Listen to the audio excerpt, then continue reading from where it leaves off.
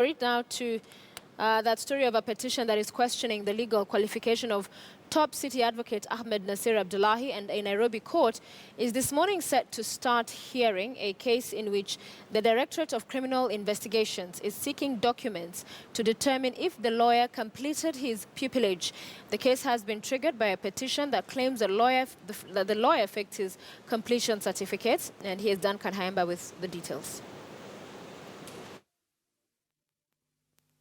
The Milimani High Court will Friday morning witness the beginning of the hearing of the case that will be closely monitored in legal circles.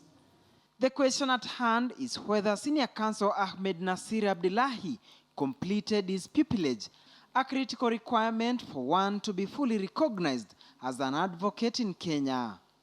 The Directorate of Criminal Investigations wants the court to order Chief Registrar of the Judiciary Ann Amadi to release an original certificate of completion of pupillage of Ahmednasir.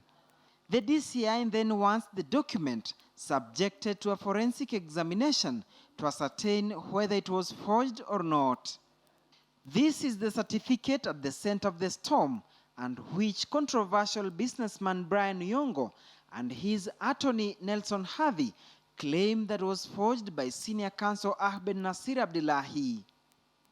According to the documents presented in the petition, the Senior Counsel reportedly did his pupillage at the law firm of the late Peter Simani. But the petitioner vowed that the firm was not operational during the period in question, that is 1990 to 1992, and to back their claims, they have attached this document from the Law Society of Kenya and a purported sworn affidavit by late Simani confirming the same.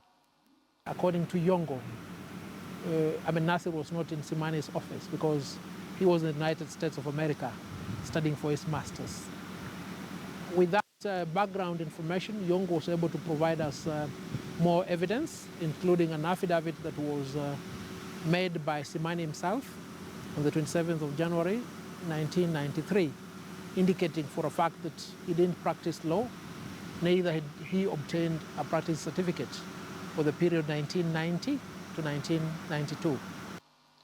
On 1st March, the Directorate of Criminal Investigations, through David Cheruiyot, made request to the Chief Registrar of the Judiciary to surrender the document, a request that was turned down by CRJ Ann Amadi, who cited the documents as privileged, and as such, the information requested could not be released unless there was consent by the estate of the late Peter Simani, Ahmednasir Abdullahi, or by an order of the court.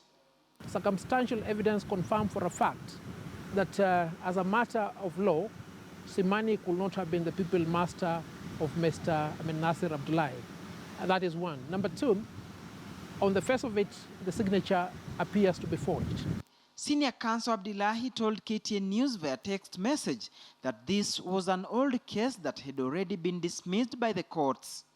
If subjected to forensic examination and that fact is confirmed, then two consequences will follow. It will mean for a fact that Ahmednasir will have to be removed from the role of advocate and stripped of the role of honor as senior counsel. That is one. Number two, it has criminal consequences, because in the event that the police confirm that this certificate was forged, then he will have to be held liable. All right, we apologize.